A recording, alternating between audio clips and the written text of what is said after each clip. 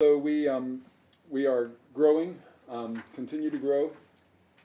If you look at housing units by type, right now, just it's kind of it may not continue, but at this point, multifamily has surpassed single family in the county. You can see that this year we have slightly more multifamily. These are permitted units. These are not zoned. This is stuff that's actually been through the permit process. So it might not even be finished construction yet. But in general, you can see that townhomes and apartments have climbed in recent years, and that's partly because of housing costs. Folks need a place to live, and if there's not available single-family homes, that's one of the factors that influences it. If you look at the county in terms of townhomes and apartments, pretty much all the townhomes and apartments are in the city of Chattanooga. There's not a lot of zoning for multifamily in the county, and so even though there absolutely is single-family growth in the county, the density is here. And some of it's, this is recent. In the last 4 years, we've seen 40% of all townhomes, well, you can see that bottom one, 90% of all townhomes in the last 5 years were in Chattanooga, but 40% of the last 18 years have happened in the last 4 years. And then finally, this is what I said earlier. If you look at the top line is the total for the county. The city is the green line, which tends to, our market kind of follows Chattanooga pretty well. The county absolutely is building, you can see there somewhere in the neighborhood of about 700 homes in the county annually. Now, the reason, one of the reasons I wanted to bring this up today is that if you look forward for the next 20 years, or in the case of, this is our state economic development, in terms of their projections, they envision that by the year 2070, we will be about 505,000 residents. That's just a straight line. Sort of, they use Woods and Pool and a lot of national data sources and kind of sift those across all the metropolitan areas of the United States. And so that's why we felt like it was necessary to do a more specific county-wide projection, and I'll get into that in just a second. I will also touch on the fact that we have about 47,000 plus kids in our public schools, another 10,000 in private schools, and 25,000 in our colleges. So we have a lot of natural increase in the county without anyone else moving here, which creates, these folks are going to grow up and leave high school or college and be looking for jobs and housing like everyone else.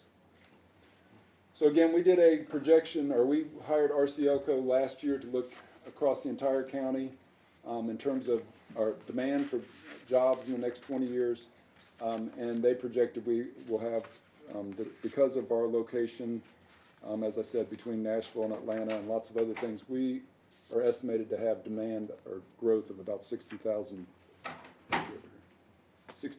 jobs in the next 20 years. And so those jobs equate to our housing needs.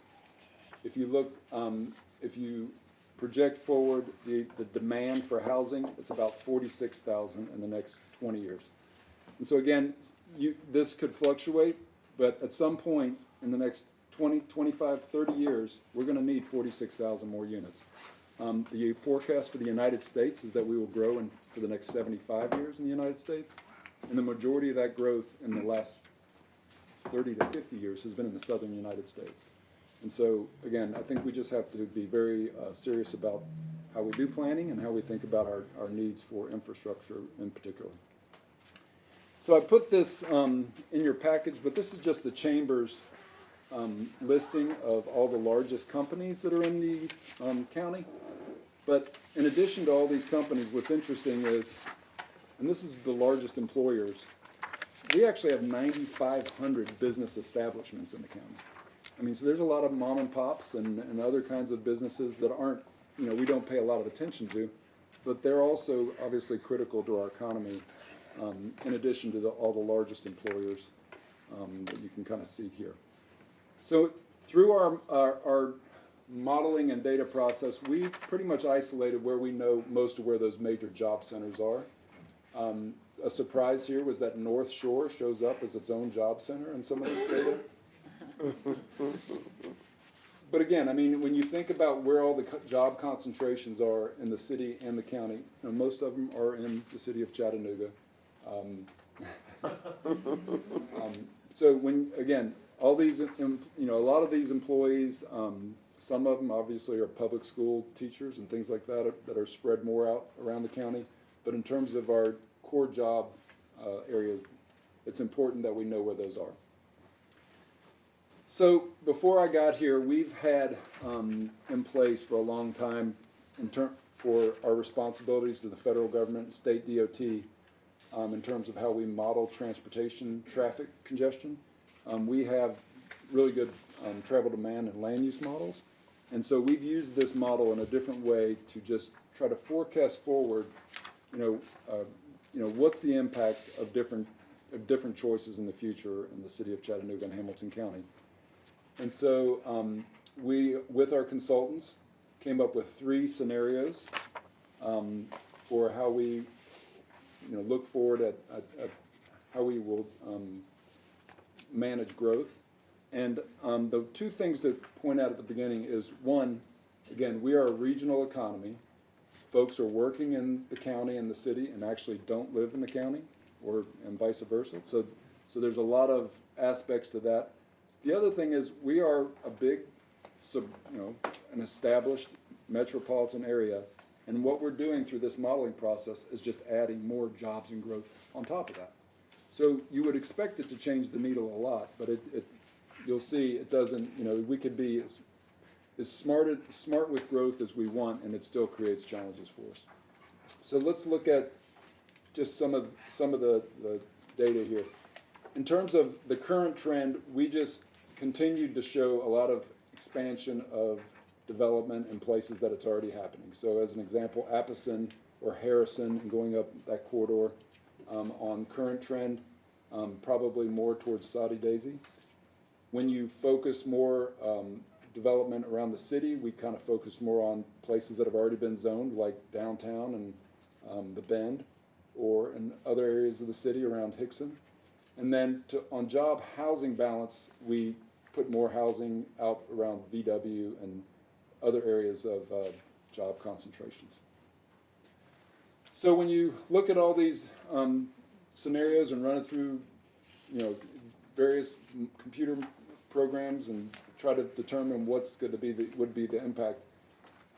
The big picture here is that when we focus growth on the city on almost every metric, it's better for us.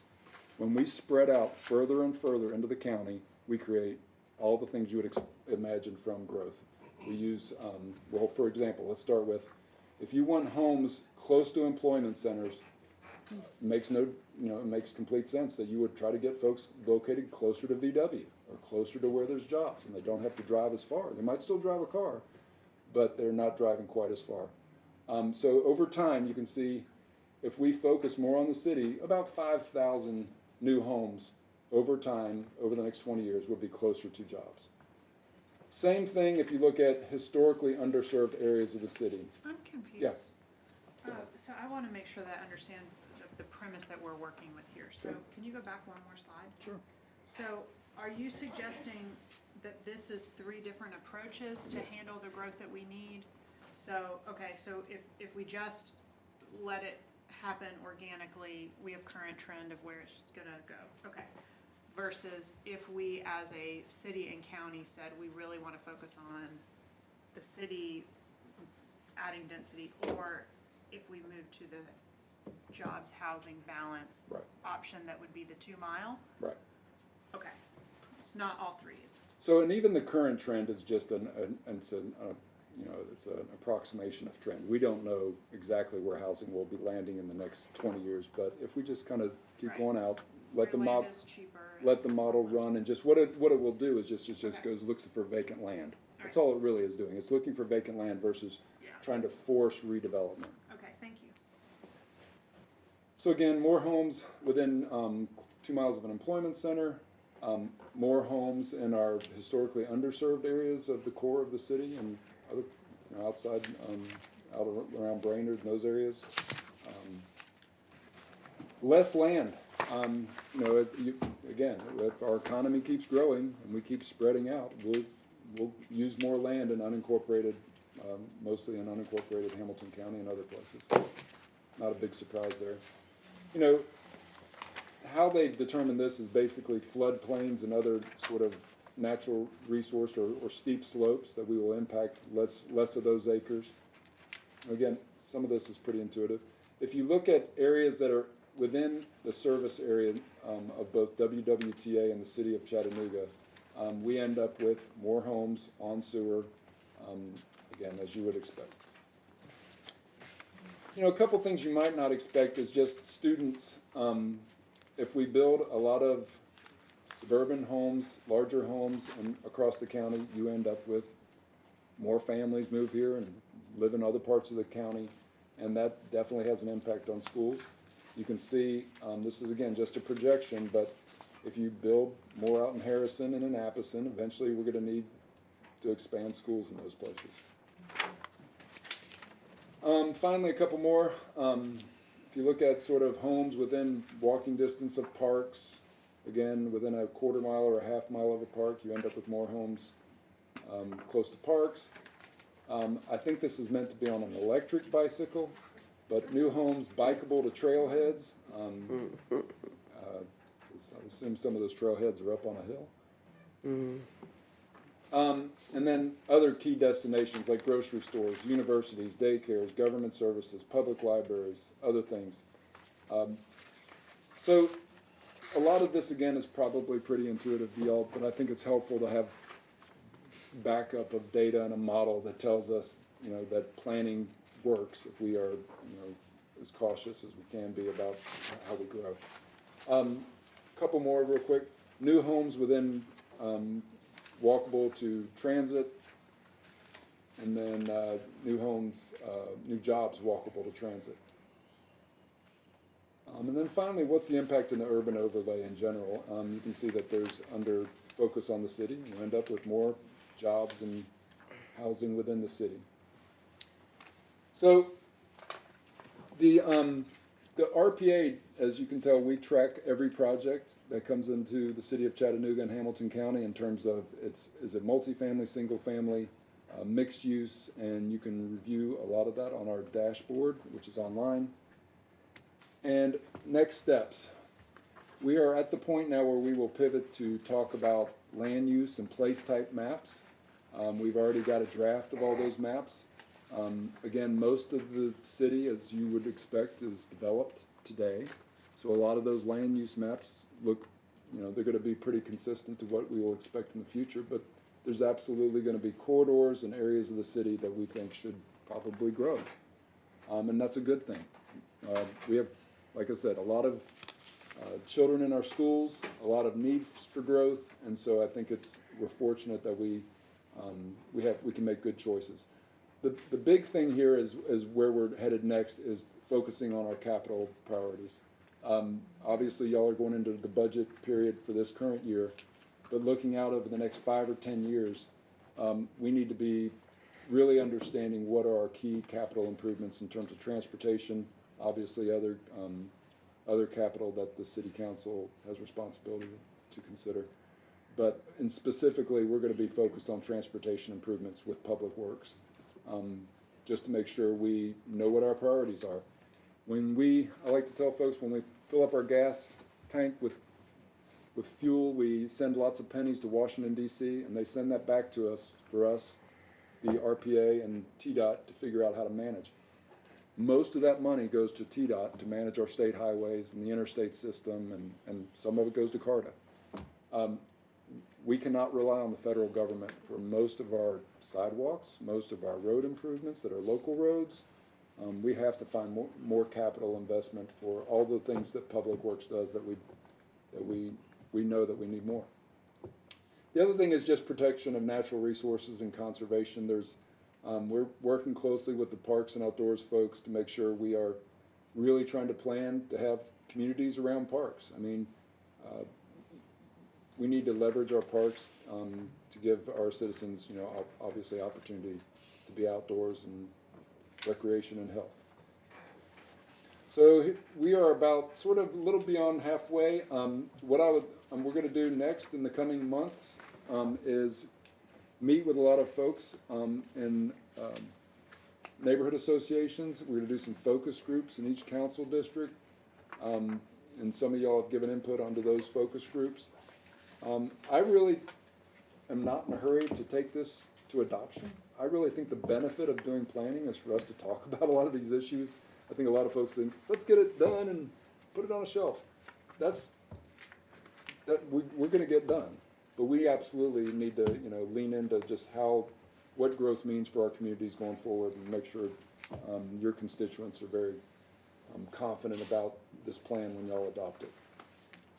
And that's all I got to tell you. I'll answer any questions if you have. All right, any questions? Councilman Henderson? Hey, go back a couple of slides, the one before next steps, right there, hold it.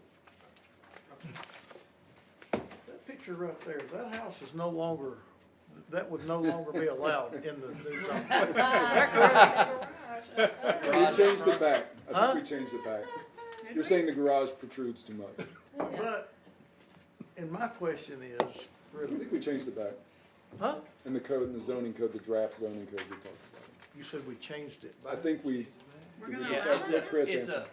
it's the depth is now different, Yeah. right? The latest iteration is that they can be equivalently close to the road. The garage doesn't have to be further behind the front face of the house, it can't be ahead of the house. Yeah, Well, that one is ahead of the house. that one is, yes. But my question is, what's wrong with that? It makes you think that cars live in that house and not people? I don't know. I mean, I don't get that impression. That's what a planner would But- say, that's why. But I find it curious that you would put that on this slide. Thanks, Dan. I mean, there's nothing wrong with the way that house looks, I guess is my point. It's a beautiful house. It is a I beautiful even like the house, little gravel No, on we the could side. argue. and I think I wanna live in that little I cottage. think it town. also, I kinda like That's those. where I'm I going. think it also gives, I'm not saying those are not, but I think it also I gives like a this. narrow That's one lot unit. ability. So my point is, I think we might need to go back and read. Well, the one thing I will say is, again, and this is true of our community and it's true of most of the United States. Most people have cars. Yeah. And in the future, lots of things are gonna change in the future, but we will have more traffic congestion if we keep developing the way every community develops. Well, Which is, we expand out. I mean, and so I think we're, through this process, both for the city and then separately for the county, is just trying to help make sure the city council and the county commission really understands growth and where we're headed and how we pay for things, really. So, and that was kind of my follow-up question, that was just a observation. How does this council take this plan that we're even at some point gonna adopt and use that as a tool? I mean, I understand, and when I look at this, and when I first heard that, was it 46,000 units that my initial thought is, we don't have the infrastructure to handle that. And number one, that's one, I guess, one tool that we need to look at and start trying to figure out how we're gonna address that. But beyond that, how do we use this as a tool to decide where development goes or happens or? Well, number one, you will no longer, after adoption of this, have a zoning case where somebody says, we don't have a plan in that part of the city. Because we will have every part of the city planned. Because For zoning. I guess my point is, developers are gonna decide where development happens for the most part, right or wrong? I like to say bankers do, but yeah, developers. Mark. Well, and they, but obviously, eventually, I mean, it's the developers that still, Sure. I mean, based on the market Demand. decide Yeah. where it's Yeah. gonna go. I mean, Yeah. Well, we don't sit here and decide. No, we don't. well, But we make a plan with what our land use would be, so if you're sitting on planning commission and somebody brings you a plan to take agricultural land and turn it into a 300 unit PUD, and it's within the plan that says, you know what, we're only doing one house an acre, or whatever it might be, in that area, because we've made a conscious decision that we're developing closer in District 3, District 8, District 9, we're pushing further in, then it doesn't So- get passed, and the developer can't get their zoning. That would be one way that would in the happen. next 10, 20, pick your period of time. I think Chattanooga's gonna grow for the next 50 years. So every part of Chattanooga and a lot of Hamilton County is gonna get considered for development. And so I think in the end, if it's city council, in the city of Chattanooga that has to make those decisions about some places. Some neighborhoods may not want certain kinds of development, and some, maybe they're okay with it. We're gonna have to make those choices. And this is just trying to help you make better, Well, and the other flip side, as you mentioned, and to me, that's more reactive than it is proactive, I guess. I mean, and if, What's more reactive? well, deciding it's not appropriate to put some development there is more reactive. That's, How Yeah, is that no, more that's- reactive? that's where, well, we are reacting to something that a developer wants to do. They're bringing it to us, A we're request for reacting. change. But if we made a plan 10 years before they, or 3 years or 1 year before they brought it and said, this is our plan for our city, it feels like it's I think it's proactive. incumbent on us to try to think about the big picture of growth, which is what I'm trying I to guess force my us to do. proactive would be, what incentives could we offer to foster growth in a particular area, rather than, we can create a plan. That doesn't mean the developers are gonna necessarily, they're not gonna look at our plan and say, oh, okay, they want us to build here, and they're gonna go over and The build here. second thing I want to just touch on is that capital, the big thing here to me is our capital. I mean, because yes, growth is gonna come, and y'all are gonna have to make choices one way or the other. Yeah, we're chasing it's- it because we don't have the infrastructure. Yeah. And that's been the problem all along. Yeah, Healthy growth follows infrastructure. That's where your plan is. And we haven't done that. We're running around trying to catch ourselves, particularly in my area. we Reactive. are. So, yeah, We're we're reacting reacting. instead of proactive. And it's fine to have this aesthetic plan, but unless we're gonna put the dollars into proper infrastructure, usually the healthy way is development follows infrastructure. We've got it reversed, and Well, again, I would say we're fortunate, because we do have some infrastructure. Obviously, if you look out the windows, we have roads in downtown, we have roads out at Hamilton Place Mall. So we do have some infrastructure, we but also have wooden sewers and Wooden. roads that are falling apart. So, I But- mean, it's a total picture. It's not just where do we want houses. we've done, when we finish this process, absolutely, we need to pick up somewhere, let's say 4 or 5 months down the road, 6 months, and talk about that next step, which is all about how do we raise more funds for capital improvements. We've started that by looking at, we've hired Chris Acuff, you all know, at UTC, to help look at how they do capital planning and capital finance in Nashville, Charlotte, Greenville, Huntsville, and Cobb County. So 5 places in 5 states around us, just to have an understanding of how other places pay for capital improvements, manage, prioritize, build sidewalks and things. We've got to, to try to become bigger in our thinking about capital finance, capital improvements. And we've done that somewhat. I mean, obviously, y'all just have been talking about TIFs for about 3 months. There's other things we need to be talking about, and maybe going to the state legislature and asking for other ways of funding capital improvements. But that's absolutely where this plan is gonna leave off. That's where we're gonna have to pick up and talk a lot more in the next year or two. So any other, Councilman Ledford, followed by Madam Vice Chair? Okay, Dan, so obviously sitting on planning commission for several years, we can all pretty much pick up what the number one complaint is, and Dr. Burrs, you're right. The number one pushback from the public is always infrastructure and traffic, and the roads aren't wide enough. We can't handle the traffic, the schools can't handle the population. So in conjunction with the county, in referencing, you said city and county, I almost feel like your plan, or this plan, is gonna reveal to us a comprehensive but a collaborative synergy in thinking. So I can tell you, before you got here, a project on Highway 58 for apartments near Volkswagen, which you pretty much just cited here, was met with fierce opposition by the folks who live in that area. So what are we, and Councilwoman Hill's gonna probably, she knows this is coming from me. What education are we going to do to sell this to the public, that this is the plan that you've been asking for? Because I will promise you, Hunter Road,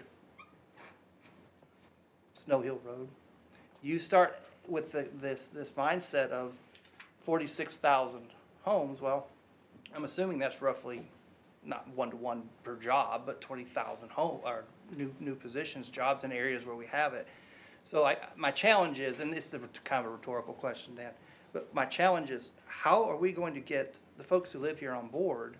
But to Dr. Burrs's point, we're gonna have to prove infrastructure-wise that we can do it, or we're gonna face fierce pushback, like we do already at Planning Commission.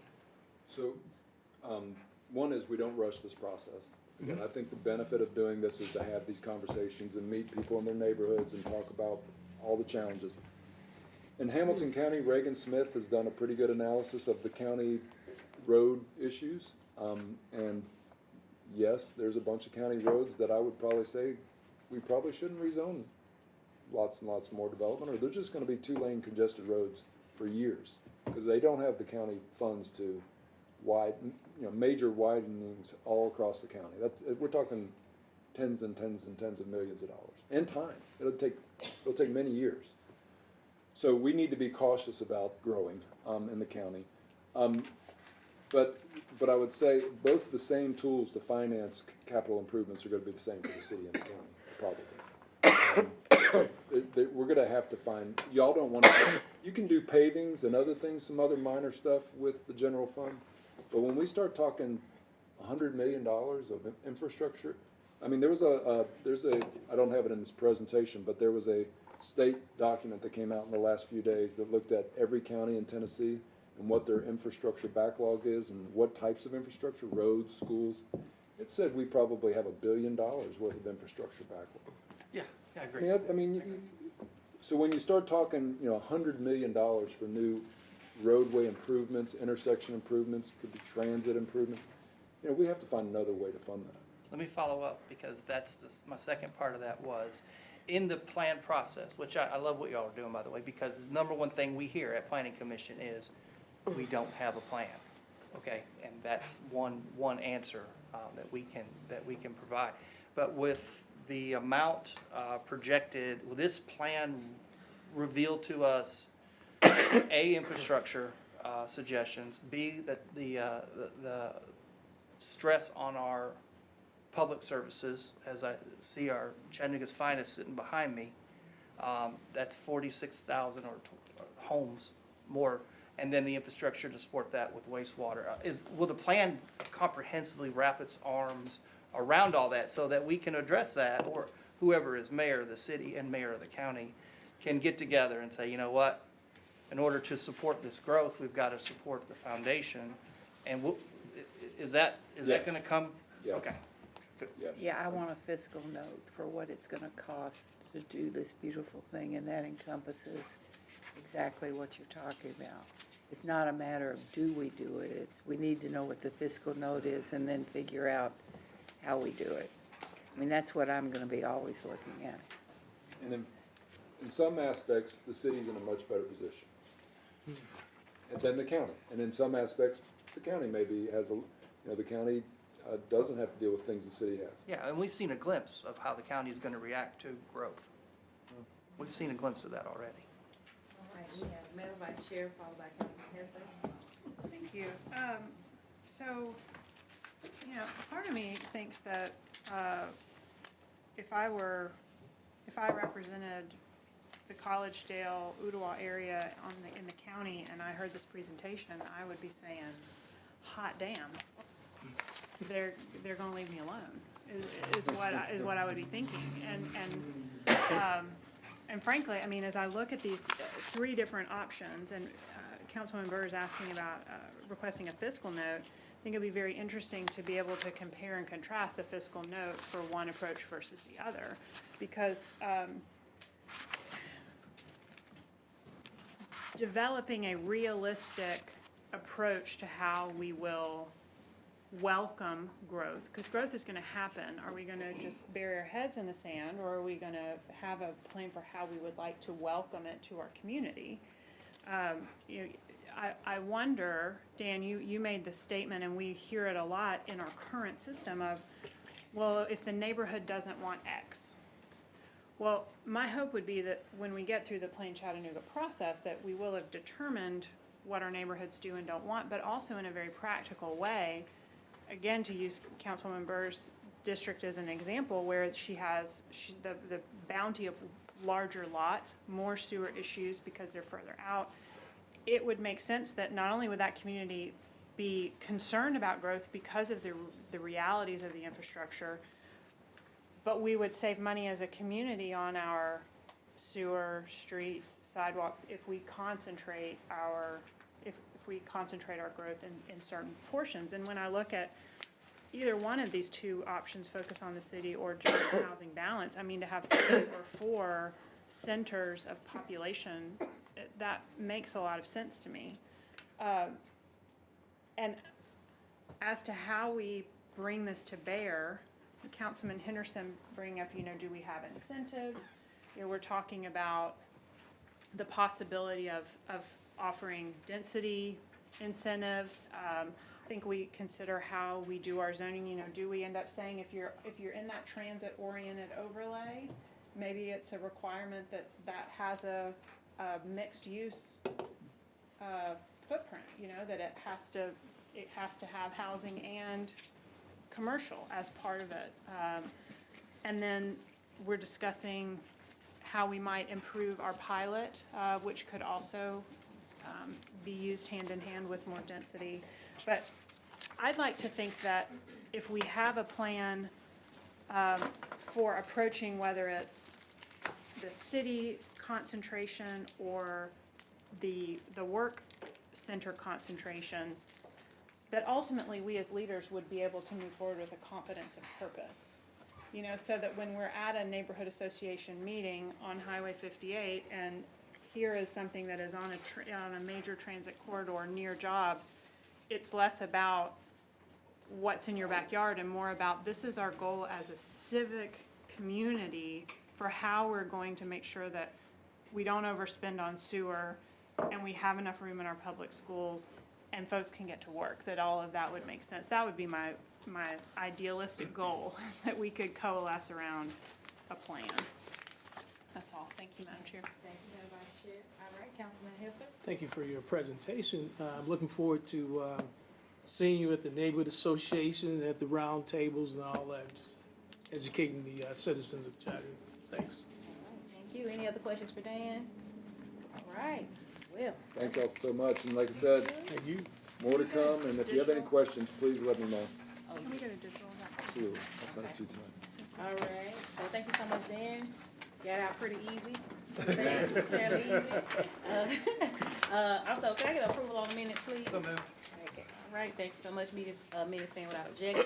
Right, next we have a, update from Councilwoman Noel regarding the legislative assistant. Thank you, Madam Chair. Thank you, council family. Back in October of 2023, I proposed adding 2 positions to our city council family that I feel will better support and enhance the work that we do as a council. One of the requests that was made of me was by Madam Vice Chair Hill was job description.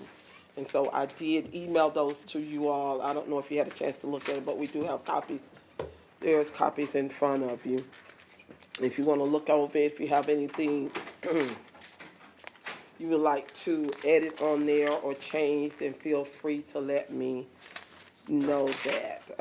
The purpose of the positions I felt was the Director of Legislative Affairs and Director of Constituent Services. And I guess I want to just come out the gate and say it without, so it won't be a problem, that, we do have a great relationship with the mayor's administration. So let me put that out there so no one can take it and flip it around on us.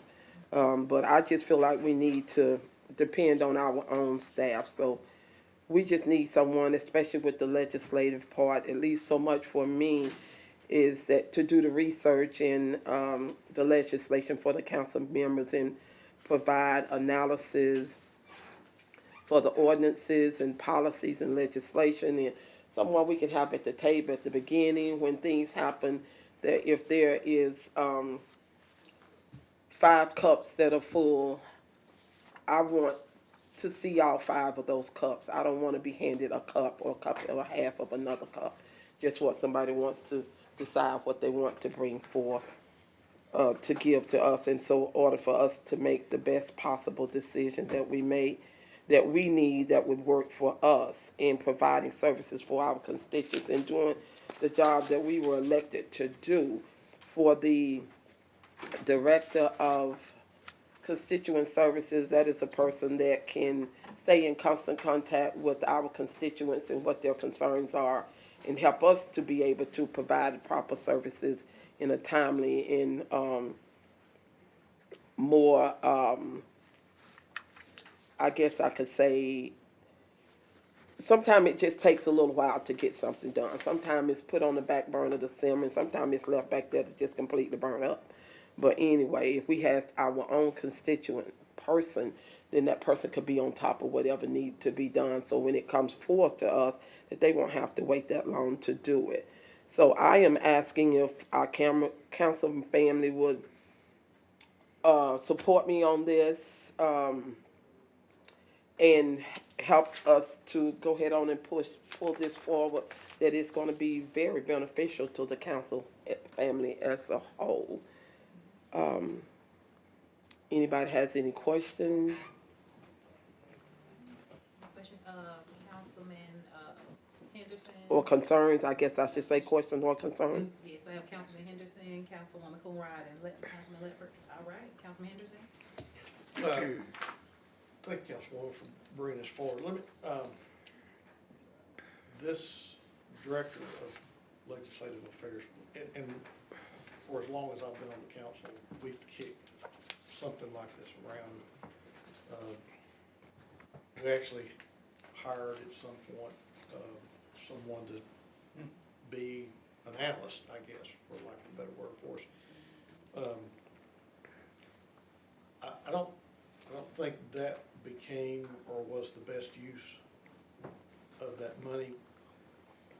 While there are at times things for them to do, I think you wind up with periods of time with them nothing to do. I mean, when you stop and think about, you know, the amount of legislation, and one of the things that I had thrown out at one point was having like blanket contracts for different industries or companies that could research different things for us, whether it's fiduciary, whether it's stormwater and sanitary water, sanitary sewer, you know, whatever the case may be. When you hire an analyst, there's so many issues that come in front of us that are of various different things, that it's hard for one person to be an expert on all of those things. Whereas if you have a blanket contract with someone that might be an expert in TIFs, or someone that's an expert in, I don't know, another field, and you just have a blanket contract and they're able to do the research. I always felt like that was a little bit better use of our money, and it's not a full-time employee that we're all of a sudden having to find something for them to do in the event of, you know, what I'm saying, at some point when there's not necessarily something that we're needing for them to research. I would assume that the goal for any type of Director of Legislative Affairs is to help us produce legislation. And I'm not sure, you know, I'm not sure how many of us are actually putting on a consistent basis legislation on the floor for them to be utilized. And that was the reason I was thinking more along the lines of a blanket contract that we could use in that way. And that's my thought on that. And as far as, you know, constituent services, I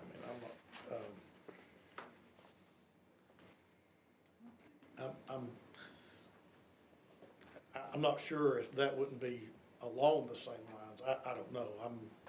But particularly on the legislative affairs. I mean, we have gone down that road, and it, in my opinion, it did not turn out to be fruitful or a good use of that money.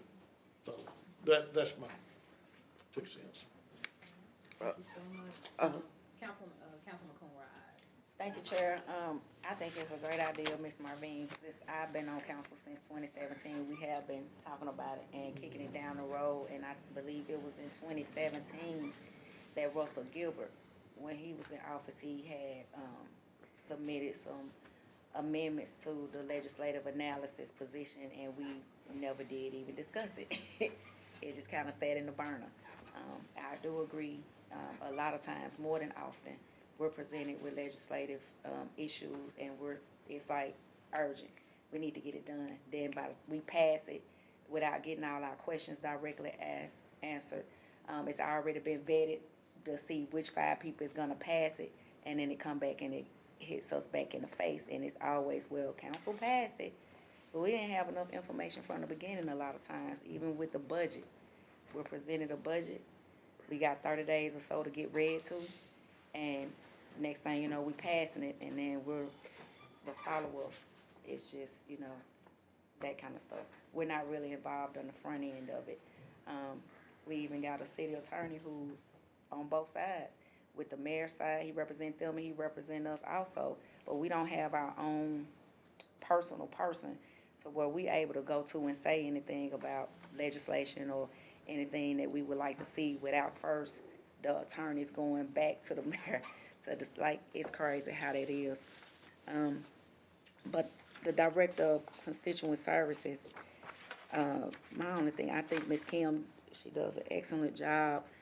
I mean, if it's possible, like, she can move over here with us, cause it's constituent services, and we're mainly dealing with the constituents at the city council level, attending the meetings and getting their shared inputs and that kind of thing. That would be a better option for her if it's not voted on to create a position. But my only thing is that I wouldn't agree with the qualifications of having a degree. I don't think that it's really necessary for anybody to have a bachelor's degree to be a director of constituent services. I think, with experience, work on the job, because we see plenty of people that don't have a degree that work for that administration or within the city of Chattanooga that does an excellent job. And that, comes with learning on the job of most of them. So if we could just take a look at that, that's the only thing that I would like to see change. All right, thank you. And Councilman Lister. Thank you, Madam Chair. Councilwoman Knoll, thank you for thinking about this. Sure. I want to put a shout out to Kimberly. She's probably not in the room. There she is. I'm sorry, I can't see you over there. Kimberly, you do an excellent job at responding and working with my constituents. I want to say that first and foremost, and also want to give a shout out to Perrin Lance, who is intertwining with my constituents very well and creating a much better communication channel. Now, those are things that I utilize personally. So in the past, Nicole, we used to have 3 full-time folks in the office. Is that correct? And I believe we divided it up 3, 6, and 9. 3. Each one of you took 3 of us and kind of followed along. And there's a lot for you all to do. And I see, believe me, after 7 years, I see it. So I think I would be more in tune to look at adding in. Are we just at 2? Sometimes I don't know. Full-time employees right now? Oh, you do? Okay, very good. I feel like that, that communication or that, someone that we could pop in or that is a little bit more inclined to the Director of Legislative Affairs, because I think that we have to, by nature of this job, intertwine and connect with the administration to figure out with our department heads and of course, mayor's office, we've got to figure out whether or not it's something that will be or can be supported either legally or whatnot. So I think, I worry that that position might warrant a salary, that's where I'm going with this. That one might warrant a salary that we just cannot support, Which one is this? the legislative The affairs. legislative. I feel like you're gonna have to have almost someone with a law degree. And that one I feel like is something maybe a little bit out of our reach, but if we were going to do a hybrid version, of someone who could come in and give us that communication or that connection, I would rather see the two blended into one position to ensure that they would have a lot to do. And then also, I agree with you, Councilwoman Coonrod, the bachelor's degree in public administration, political science, social work, da-da-da-da-da. I don't have any of those, but I've got 25 years of school hard knocks, and it's served me very well so far, I think, in this capacity, in this role. So those are just my thoughts. Okay. That if we were going to move forward, would be to blend those two into one to make sure that we had enough workload that we could justify. But we do have, I will piggyback, we do have excellent, I do personally, excellent communication with my constituents through the mayor's office. But that being said, I do see where you're coming from, for sure. Thank you. And we, Councilwoman Byrd. Just have a couple of administration questions. Who would this or these people be answerable to? Who would be their boss? I would think the chair. The chair, so their Of the- boss of would the change family. every time there's. Yes, I would think the chair. And so who would be their support staff, or would they be totally into themselves? The support staff would be that they would actually be working for the council family. So each of us is represented here. No, I mean, so if they're, so already we have we're a department, and the person that oversees the department is Nicole, as far as the inner workings. And then the chair, whoever the chair is, makes, the 30,000-foot decisions. So what I'm saying is, if we take an office and put a body in it, then they're isolates, or are Nicole and the other staff doing their work for them? That's, Well, that right there is something that could be worked out. I don't think that would be, so we don't know yet. I'm no, just that would asking. be, yeah, that Okay, wouldn't be a and kill what of the about game. the budget? Where would this money come from for I two mean, salaries? Well, if what I remember on the last budget that I worked on, there is money set aside in positions About that $100,000. not filled and have not been filled. And if we just be 100% in total transparency here, there's a lot of fluff in other departments and areas that could definitely be trimmed back. That So is not we being wouldn't- No, used this as isn't, it I'm just should. really asking, so we would ask to increase our budget, our total budget, because most of our budget is employees and stuff. Okay, and then we have about $100,000 that at the end of the year, if we haven't, like we used with Chris Acuff and people like that. And so you're talking about like 2 pots of $50,000 for these two people. I'm just trying to get my arms around budget. Well, we can talk about that. And then how would work be allocated? What do you mean, how would work be Well, allocated? let's say we have 9 council people, and every one of us need constituent services, or every one of us need legislation done. Who, we would call the chair, and the chair would allocate it to this person? No, you would What's it call that- that person, and that person could do whatever needed to be done. Each of us could reach out to that person.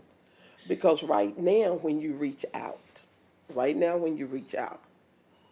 you might get someone, and if you do, I'm going to get on that, I'll get back to you. A month goes by, 2 months go by. You still hear nothing. When I took this office, I've been in here about 2 years now, Yeah. I think. I had constituents that had issues that had been going on way before I got here and that had been placed on the back burner. And those issues was, let me give you one for example, speed humps. Yeah. Speed humps. Even though they had, did everything that they were required to do. still didn't They had crossed all their I's, dotted all their T's.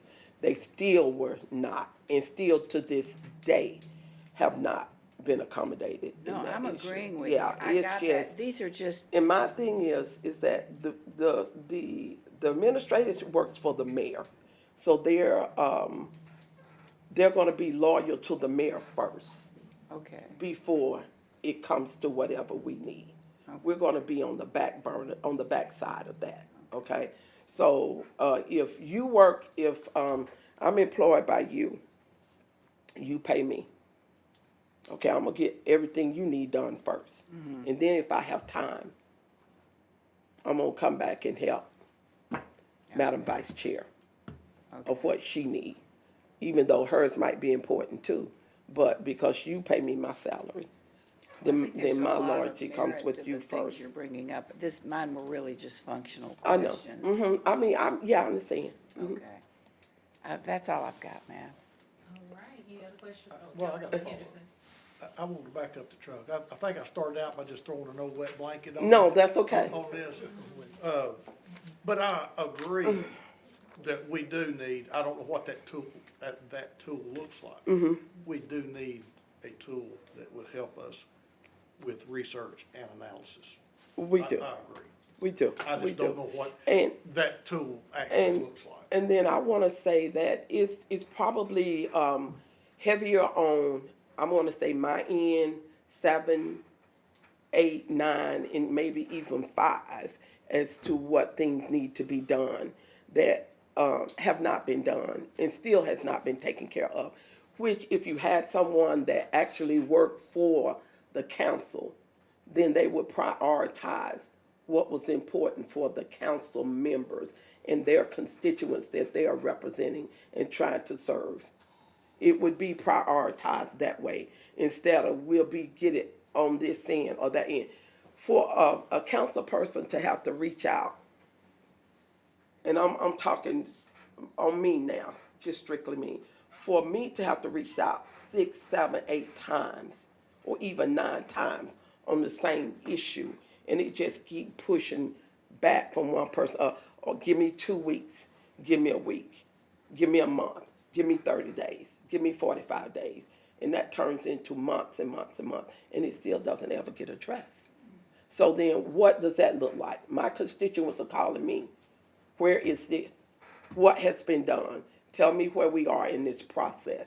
So why are we not doing this? And then I call back. What happened? You were supposed to do this, you were supposed to do that. Didn't do this and do that. And again, I'm talking strictly me. If I had had information that I received after the fact that I had voted on things since the time I've been here, my votes would have been differently. That's why I say I think we need somebody that can be there at the beginning and that can walk us through, that can tell us good, bad, indifference, lay it all out on the table and let us make those decisions. And it's not that you want to separate, it's work with Mayor's Kelly administration. It's not anything in reference to that. And as far as needing the staff person, I don't see where we would actually need a staff person for those 2 individuals.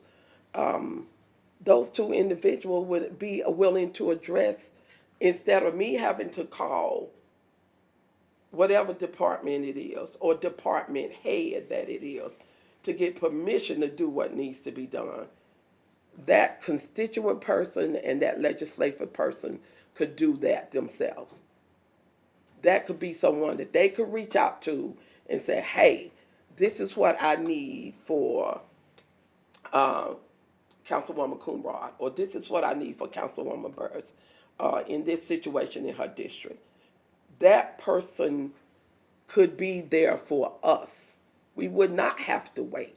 We would not have to be told, you come through me before you reach out to anyone else. Before you reach out to my employees, you come through me. So it's just too much. it's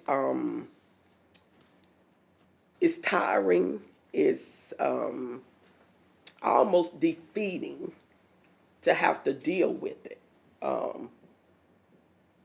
We need, I feel we need, I know I need the support. And I don't feel, and I know I don't always get that support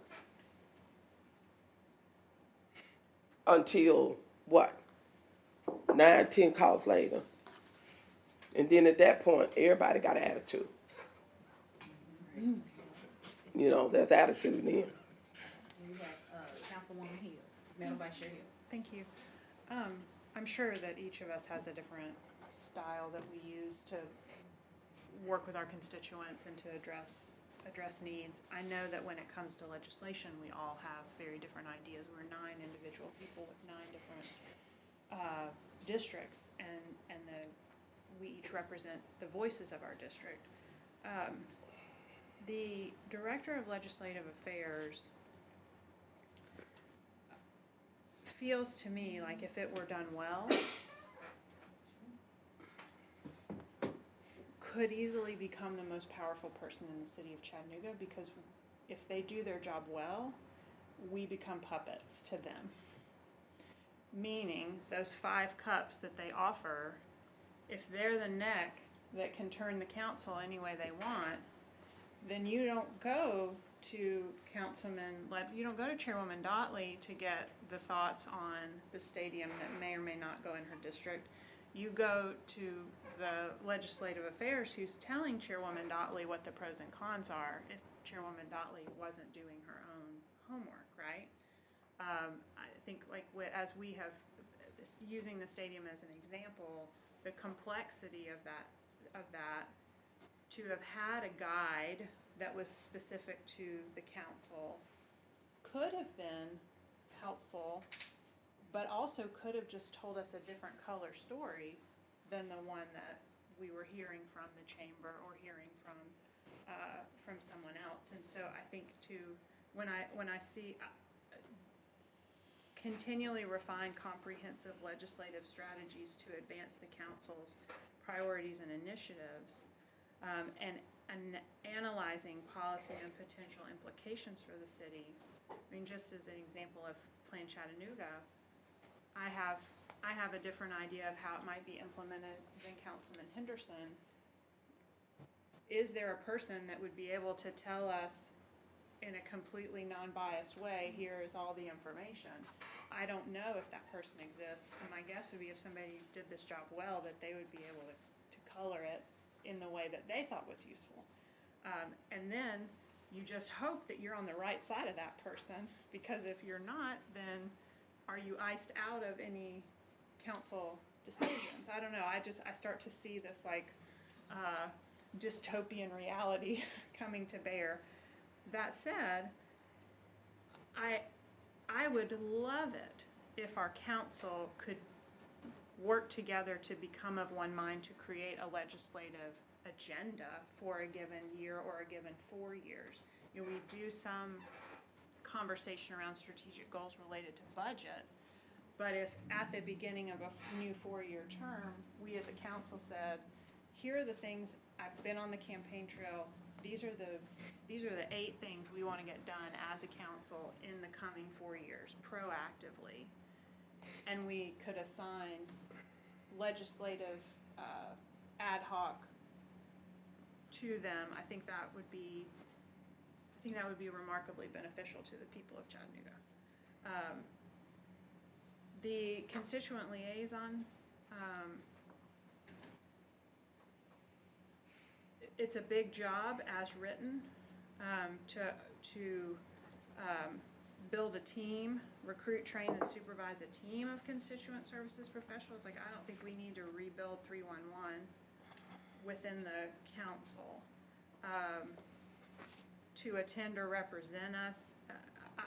I think there's a fine line between what we've been elected to do and what constituent services could help us do. I would be more comfortable entertaining adding a administrative assistant, an administrative level constituent services person to our team than a director level. With the thought that that person's job is mostly to manage a CMS, a content management system of tickets, that are put in as a way to keep the scope of work a little bit tighter. Just thinking with an elected body, in as much as you've suggested that you do the best work for the person that pays you, you prioritize the person that pays you. We have 9 different people, and if you're the low newest person on the council totem pole, you're the most recently elected or have the least amount of seniority. Are your constituents nobodies? I could just see some power play happening. Okay. So those are some concerns that I have. Oh. Thank you, Madam And Chair. we'll do Councilwoman Colorado, and then we'll wrap it up with some closing remarks by Councilwoman Knoll, because it is 3:09. Go ahead, Councilwoman. Oh, thank you, Chair. I would like to see if we could have a work session because in the conversation, like a lot of people, departments have come up, like neighborhood services, community development, like all of us work closely with them, with the city council people, to say like, how can we better work with them? Maybe it'll lead to one of those employees in those departments strictly working with council. Maybe Brooke can come strictly work with us. Shadrina is now over the director of neighborhood services. Like, maybe she could come be a part of council or intertwine us if this doesn't pass. Like, what other ways can we look at using, or working with those departments to better work with the city council members? Or maybe 1 or 2 of them can be, strictly for us on our side, like Steve Lamb. That he's not really assigned to any neighborhood association groups, but maybe his assignment could be to work strictly with council. In that way, and it'll still serve the same purpose and working with the administration. I do like what Jenny Hill said. She always come with those progressive thoughts that I love, and is that I too, like we noticed, I wouldn't think that the analysis person would be the most powerful person, because right now we already see the most powerful person that's working with the administration, and that person is the person that come and vet the same 5 people that they know 100% is gonna roll with them no matter what.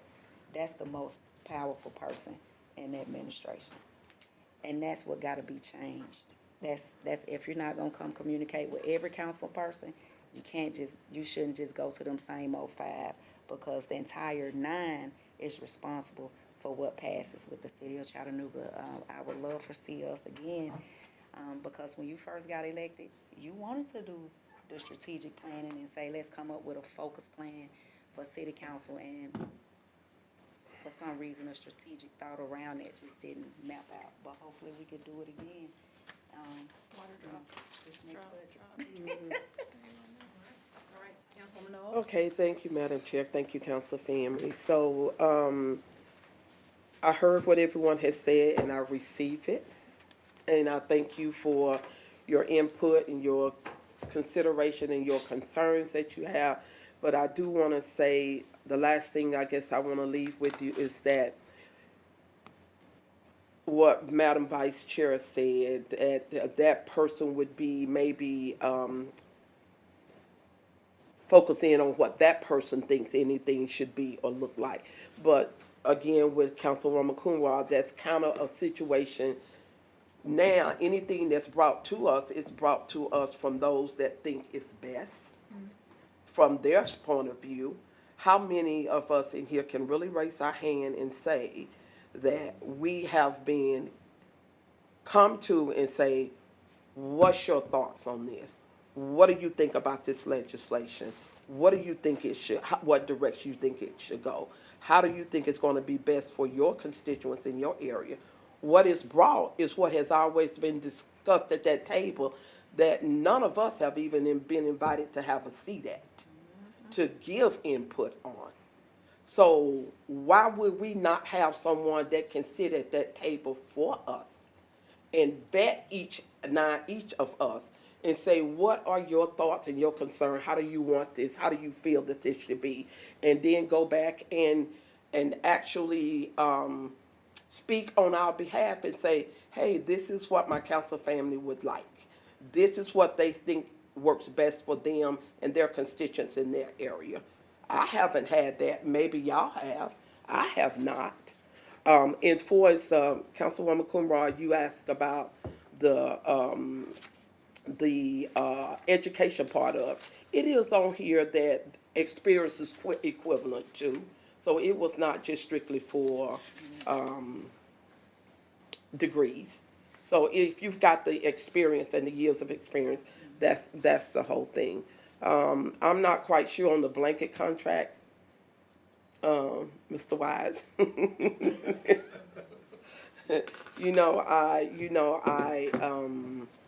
I listen to you. I pay a lot of attention to what you say because you have not steered me wrong on some situations, and I do. I really, really, really, really appreciate and respect you for that. I'm the only one he can mentor. But the thing, But he's mentors me too. but the thing of I it don't listen to is, a word he says. and Henderson Day. Smartest man in the room. and Scary. and I do appreciate it, you Woman Birds, because I know the finance end of it comes through there. And not that I'm not willing to work with that, but I do know for a fact our budget can be trimmed. Things that have been set into place and have allowed to happen for years needs to stop and reallocated towards things that's going to be beneficial to our constituents and our city as a whole. So, only other thing I can say is that I'm gonna pray that the Lord will prick y'all hearts, and the other 8 hearts, cause mine is pricked, and that you all will be on board with me with this, because the way I see it, that it could be only of great benefit. Our jobs and our representation for those that have elected us to represent them would be 100% better. So thank you, I appreciate it. Yes, thank you, Councilwoman O. Very great discussion. We do have, it is 3:15, we have firefighters, age requirement was brought by Councilman Hester. Any updates? Let me be succinct with this. I admire the job you guys do. I listened to Captain Vincent on the radio and some of the other firefighters, and they entertained the notion of changing the minimum age requirement for students to become part of the CFD by lowering the age requirement for the candidates. And it would give our high school graduates a chance to become part of a rewarding career, increase the number of candidates, a stronger pool of candidates. However, yield to the administration because I was informed that these guys are already working on that. Yeah, so this has been a topic of discussion. We've also had some conversation with Councilman Coonrod about this, but as well as obviously our administration. At this point, we have discussed it and have agreed that we are interested in continuing to explore it as an option.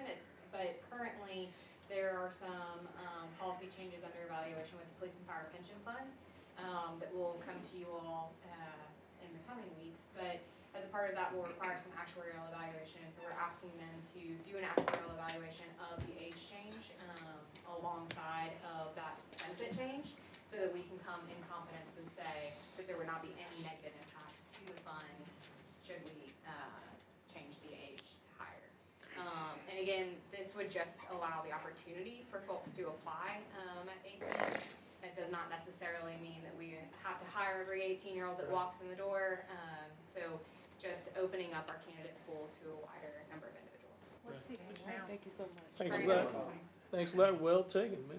All right, Councilwoman Coonrod, followed by Councilman Henderson. Thank you, Chair. Just want to make a point of correction. It wasn't just Councilwoman Coonrod was in talks with them. Councilwoman Coonrod was the actual person who went to the fire chief and the unions of the fire department to say, hey, let's look at changing the age to 18. They already do it in Murfreesboro. And I talked to both of them on both sides, and everybody here came into agreement. And we have been working together with them, so I just wanna make sure that I'm getting the ad in of what really happened. And it's not misleading of, you know, what it appeared to be. And it wasn't ready to even be placed on strategic planning because we weren't through with it. I know and understand how the council work is that we want stuff to be in order and done with all the information before we presented our everything, and we was waiting on the last analysis to happen, to make that happen. So it is kinda, it came forth early and it wasn't ready, so once it gets back to that point, we'll present it again. I'm more than happy to have Hester as a co-sponsor for it when it is ready to be presented again. Thank you, Councilwoman Ryan. Just for a point of clarity, Councilman Hester did come to me several months ago and asked about it, and then Councilwoman Noel came to me about her, so it wasn't a shot at you, but it was more that he came and he asked for it to be placed on strategic planning. I never heard anything from you, so I just want to Because it make wasn't clear. ready. Thank you so much, Councilman It Henderson. wasn't ready. You had a question? Chief, and I don't know if there's been any thought, so do you extend the years of service another 5 years or so? You could, yes. I mean- Yes, they would extend their service, so instead of starting at 21 like we do, they could get an additional 3 years. So that's something that the actuarial study will kind of. Yeah, okay, that's, because my questions and concerns are more towards the pension side, because, you know, making sure that we're already, I think, stretched a little bit, making sure it doesn't add to the cost of what we contribute to the pension because of the increase in, or decrease in age, which could possibly lead to a longer retirement. Yes. Qualification. Yeah. All right, got 2 minutes left. Any others? Go ahead, Well, Councilman. great points on the fire and pension. That's right. Is Chris Hopkins going to present to us on that? I'm assuming. Chris and I will come forward with both Okay. the policy change as well as the actuarial evaluation as it relates to And this. you'll cover that particular question, because that's a big one to ask. Yeah, That's a big Chris, one to ask.